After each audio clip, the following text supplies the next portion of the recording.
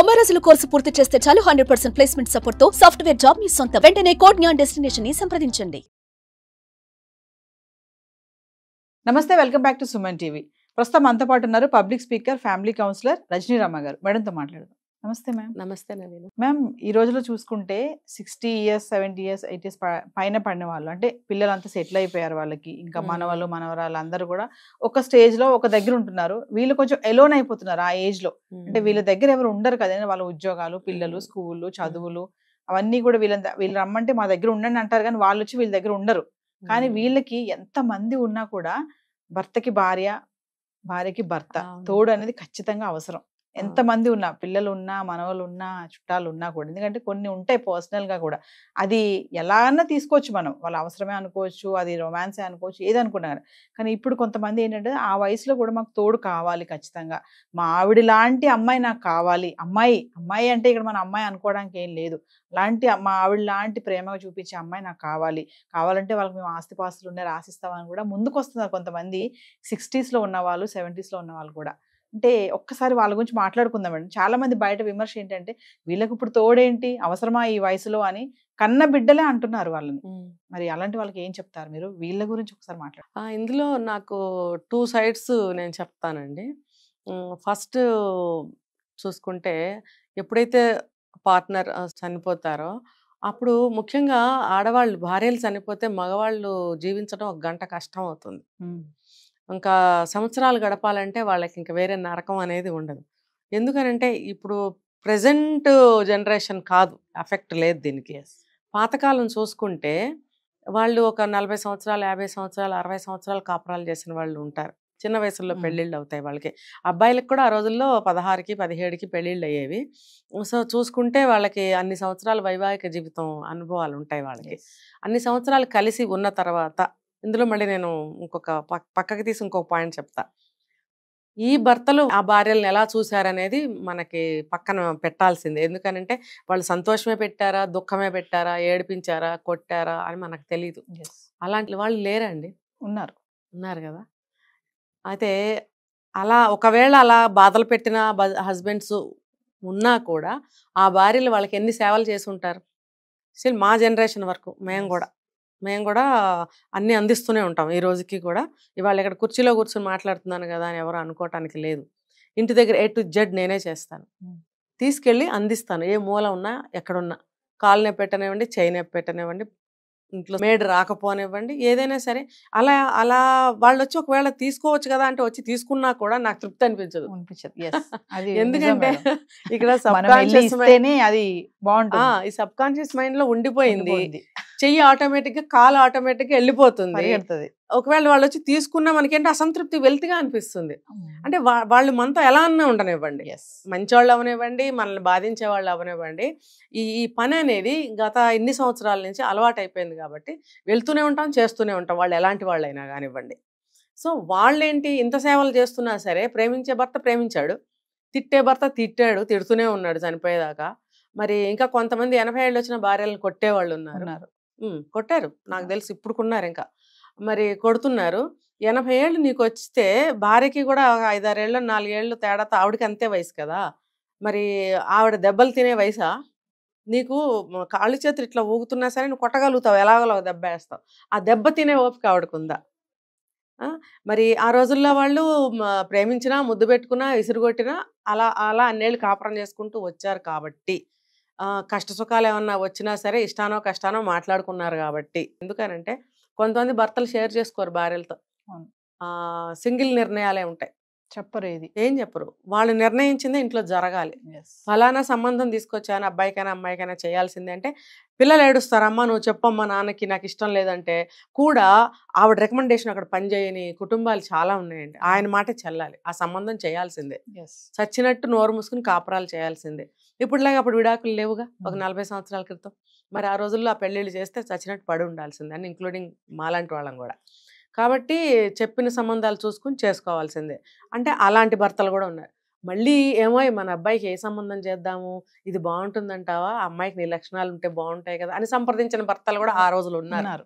అంటే అలాంటి వాళ్ళు ఇలాంటి వాళ్ళు ఎలాంటి భర్తలు ఉన్నా సరే ఆ భార్యలు అనేవాళ్ళు వాళ్ళతో జీవితం సాగించారు, ఆ భర్తలు కూడా ఆ భార్యలతో జీవితాలు సాగించారు. కాబట్టి ఆ బాండ్ అనేది స్ట్రాంగ్. ఇప్పుడు ఏదన్నా కొన్ని షేర్ చేసుకోకపోయినా కనీసం సేవల ద్వారానైనా ఆ బాండ్ అనేది ఉండింది. షేర్ చేసుకున్న భర్తలు ఉన్నారనుకోండి, అప్పుడు మన భార్య పోయింది సడన్ గా, ఇంకా ఆ మనిషి బ్రతకలేడు. ఎలా చూసుకున్నా బ్రతకలేరు. తిట్టి కొట్టే భర్త బ్రతకలేడు, ఆ ప్రేమగా గుండెల్లో పెట్టుకుని చూసుకున్న భర్త బ్రతకలేడు. ఎందుకంటే ఆ బాండింగ్. సో అటువంటి బాండింగ్ లో ఉన్న వాళ్ళు సడన్ గా భార్య పోతే ఉండలేరు. అటువంటి వాళ్ళని మళ్ళీ ఇటు పక్కకు వస్తాను నేను. పిల్లలు ఇద్దరు, ఆ రోజుల్లో వాళ్ళకి ఎక్కువ మంది పిల్లలే ఉంటారు, కనీసం 3 ఉంటారు. 3 పిల్లలు ఉన్నప్పుడు 3 పిల్లలు కూడా ఉద్యోగరీత్యా కానీ వ్యాపారాల రీత్యా కానీ దూర ప్రాంతాల్లో ఉన్న ఊళ్ళో ఉన్న వాళ్ళ ఫ్యామిలీస్తో వాళ్ళకి సరిపోతూ వీళ్ళని చూడలేకపోతున్నారు. ఇప్పుడు ప్రజెంట్ జనరేషన్ చూసుకుంటే పిల్లలు బయటకు వెళ్తున్నారు, అబ్రాడ్కి వెళ్తున్నారు. ఇప్పుడు మా ఏజ్ వాళ్ళని చూసుకుంటే భార్యాభర్తలు మాత్రమే ఉంటున్నారు చాలామంది. ఇప్పుడు ఈ వీళ్ళని పక్కన పెడితే మా జనరేషన్ అంటే మా తల్లిదండ్రులు అనుకోండి, మేమే అబ్రాడ్స్ వెళ్ళిపోయాము, ఇక్కడే ఉన్నాం కదా, చుట్టుపక్కలే ఉంటాము, కాకపోతే ఇంకొక ఊర్లో ఉంటాము. ఉన్నప్పుడు వాళ్ళని చూసుకోగలగాలి. లేదు వాళ్ళు కూడా సక్రమంగా వచ్చి ఉంటామంటే ఉంచుకొని చూసుకోవాలి.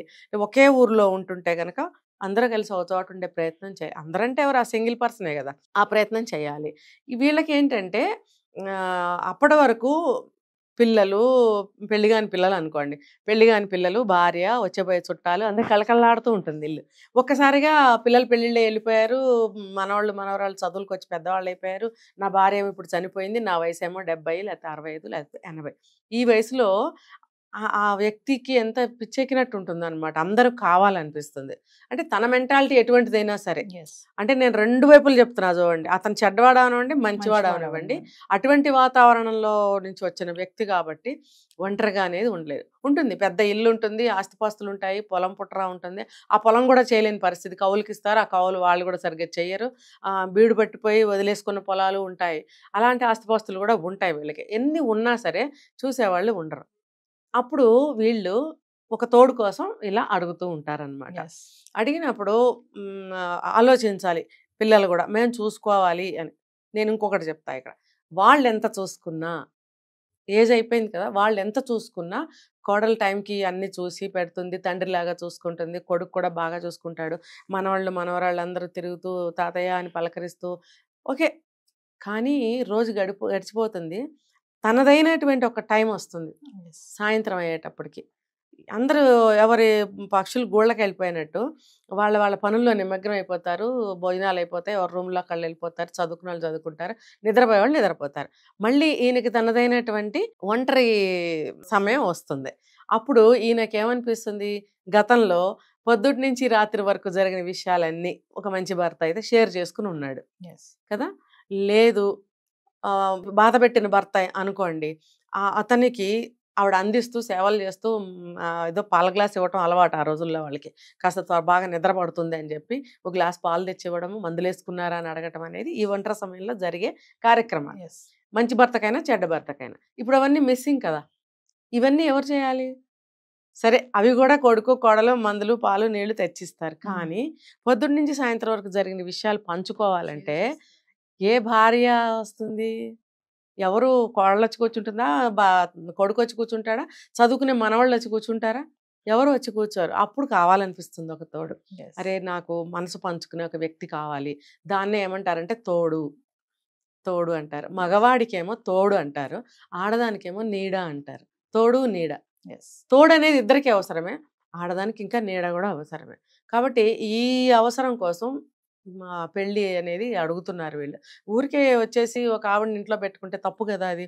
కాబట్టి మాకు ఒక భార్య కావాలని అడుగుతున్నారు, అది తప్పేమీ కాదు. ఇంకోటి ఫ్యామిలీ సభ్యులు కూడా ఆ రకంగా ఆలోచించగలగాలి. ఆయనకి మనసు పంచుకోవడానికి పక్కన ఒక ఒంటరిగా పడుకోలేరు, రాత్రిపూట ఏదైనా ఇబ్బందులు వస్తాయి, దగ్గు వస్తుంది, లేకపోతే గబుక్కుని గుండెల్లో పట్టినట్టు అవుతుంది, బాత్రూమ్కి లేవాలంటే తూలు వచ్చి పడిపోవచ్చు. ఒక మనిషి పక్కనుంటే తట్టి లేపి నేను బాత్రూమ్కి వెళ్తున్నానని చెప్తారు. ఎందుకనంటే గబుక్కనే బాత్రూంలో కాలు జారి పడిపోతే ఈవిడికి అర్థం కాదు, ఎదట్లో ఉంటుంది, లేపుతారనమాట. ఆయన వెళ్ళొచ్చే వరకు కూర్చుంటుంది, అలాగే ఆవిడ వెళ్ళొచ్చే వరకు కూడా ఆయన కూర్చుంటారు. అది ఒకరికొకళ్ళు అనమాట. అప్పుడు మిగతా సభ్యులకి తెలియజేస్తాం, అయ్యో పడిపోయారైనా రండిరా అని పిలుచుకొస్తారు. ఆ తోడు కోసం అన్నమాట. కానీ పిల్లలు మేడం ఇప్పుడు జనరేషన్ వాళ్ళకి ఇలాంటివన్నీ కూడా ఇప్పుడు మీకు అవసరమా పెళ్లి, పిల్లలు ఉన్నారు కదా, మనవలతో ఉండొచ్చు కదా, ఇప్పుడు పెళ్లి చేసుకుని మీరు ఏం చేస్తారు అనే ఒక క్వశ్చన్ మార్క్ వస్తుంది కదా. అంటే వాళ్ళకి అసలు అవును. పెళ్లి అనేది వాళ్ళు ఎందుకు అడుగుతున్నారు, వీళ్ళు ఎందుకు వద్దంటున్నారు, అంటే వాళ్ళ పిల్లలు ఏం కోరుకుంటున్నారు పెళ్లి అంటే? అది వాళ్ళు నెగెటివ్గా ఆలోచించడం వల్ల వస్తుంది. రెండోది ఏపన ఆస్తులు. ఆస్తులు పోతాయేమో అని భయం. చూడండి, ఏది కూడా నేను ఒకసారి చెప్పాను, ఈ విశ్వంలో ప్రేమ అనేది ఊరికే రాదండి. ఇచ్చి పుచ్చుకోవాలి ఏదైనా సరే. ఏదైనా సరే మనం ప్రేమగా ఎందుకుంటాం? ఇప్పుడు వాళ్ళతో మనకు ఒక పని ఉంది, లేకపోతే వాడు బాగా చదువుకుని ఒక స్టేజ్కి రావాలి, మనం ప్రేమగా చెప్పాలి. లేదు ఎవరైనా వచ్చారు మన ఇంటికి, వాళ్ళు కొంచెం సేపే ఉంటారు, కొంచెం ప్రేమగా మంచిగా మాట్లాడి మంచిగా పంపించాలి. ఇట్లా విశ్వంలో ప్రతి ఇద్దరి మధ్యన కూడా ప్రేమతోనే ప్రతి పని ఉంది. ఊరికనే అంటే ఎవరు కూడా రాంగ్గా అర్థం చేసుకోకూడదు. ఈ ప్రేమ అనేది ఏ అవసరం లేదే ప్రేమ అనేది పుట్టదు. ఇప్పుడు ఇద్దరు వ్యక్తులు ప్రేమించుకుంటారు, ఎందుకు ప్రేమించుకుంటారు? తనను నేను పెళ్లి చేసుకుంటే నా జీవితం బాగుంటుంది, నేను ఈ అమ్మాయిని చేసుకుంటే, నేను అబ్బాయిని చేసుకుంటే మా జీవితాలు బాగుంటాయి అనేది ఒక అవసరం కదా అది. కాబట్టే కదా ప్రేమ అనేది అక్కడ మనం పెంచుకుంటూ వెళ్తాము. లేకపోతే మన ఇద్దరం కలిసి ఉందాం అని చెప్పి దెబ్బలాడేస్తే కలిసి ఉంటామా? లేదు, ప్రేమతోనే సాధిస్తాం. ప్రేమ అనేది ఒక సాధనం. కాబట్టి ఆ సాధనంతో మనం సమకూర్చుకోవాలి ఏదైనా కూడా. ఆ ప్రేమ లేనిదే దేన్ని కూడా సాధించాలి. అలాగే వీళ్ళు కూడా, ఈ పిల్లలు అనేవాళ్ళు అర్థం చేసుకోవాలి. తర్వాత ఈ ఆస్తిపాస్తుల దగ్గరకు వస్తే, కొంత ఆస్తి అనేది ఆశ ఉంటేనే అవతల వాళ్ళ ఒక ఆవిడని చేసుకోవాలి. ఆవిడ తరఫున ఎవరో ఫ్యామిలీ ఉంటారుగా ఖచ్చితంగా. మా ఇంట్లో స్త్రీని ఇంకో ఇంటికి పంపిస్తున్నామంటే వాళ్ళు ఎలాంటి వాళ్ళు మనకు తెలియదు. ఇప్పుడు నేను చూశాను ఒక చోట, నాకున్న ఆస్తిలో కొంత భాగం ఇస్తాను, కొంత అంతా ఇవ్వను అని ఒక ఆయన చెప్పడం నేను విన్నాను. అంటే అవతల వాళ్ళు కూడా వాళ్ళ స్త్రీని ఇంటికి పంపించాలి అని అంటే కొంత ఏదన్నా సెక్యూరిటీ అనేది చూస్తారు. లేకపోతే ఆ వయసులో ఆవిడ ఆస్తులు ఏం చేసుకుంటుంది? ఒక సెక్యూరిటీ అన్నమాట. చూడండి, ఇన్ కేసు రేపొద్దున కొద్ది రోజులేక ఆయనే ముందు పోయాడు, వీడు ఒంటరి అయిపోతాడు. అప్పుడు మళ్ళీ ఆవిడకి సేమ్ యాజ్ ఓల్డ్ స్టోరీగా. అయితే ఇక్కడ క్లాజ్ ఏంటంటే, స్త్రీ పోతే మగవాళ్ళు ఎక్కువ కాలం బ్రతకలేరు. అదే భర్త పోతే స్త్రీలు కొంచెం స్ట్రాంగ్ మైండ్తో బ్రతకగలుగుతారు. సో పెళ్ళిళ్ళల్లో కూడా స్త్రీధనం అని చెప్పి కొంత ఇస్తారు. జీవితం ఏదన్నా ఆగమైతే ఎలాగో బ్రతుకుతుంది అని. ఈ రోజుల్లో చదువులు ఉన్నాయి కాబట్టి ఉద్యోగం చేసుకుని బ్రతుకుతున్నారు. ఆ రోజుల్లో ఎంతో కొంత ఆస్తులు ఇచ్చేవారు. ఆ ఆస్తి ఏంటంటే స్త్రీధనం, అది ఎవరు ముట్టుకోకూడదు. అలాగే ఇక్కడ కూడా ఈ పెళ్లిలో కొంత ఆవిడకి ఇస్తాను అని అంటే అవతల వాళ్ళు కూడా వాళ్ళ స్త్రీని ఈ ఇంటికి పంపించడానికి ఇష్టపడతారు. తర్వాత ఇటువైపు సంతానం కానీ అటువైపు సంతానం కానీ ఆలోచించాలి. వాళ్ళు ఒంటరి బ్రతుకుకి మనం ఎంతవరకు తోడవ్వగలుగుతాము. ఎట్లా అవుతామంటే, ఇప్పుడు వీళ్ళిద్దరు పెళ్లి చేసుకుని ఇక్కడ ఉన్నంత మాత్రాన వాళ్ళు వదిలేయాలనేమి లేదు. ఇప్పుడు ఆవిడ పెళ్లి చేసుకుని ఇక్కడికి వస్తుంది అనుకోండి, వాళ్ళ పిల్లలు ఈవిడిని వదిలేస్తారా? ఈయన సంతానమే ఈవిడిని చూడాలా అంటే చూస్తారు, వీళ్ళు చూస్తారు. అంత మాత్రం చేత మీరు వదిలేస్తారా?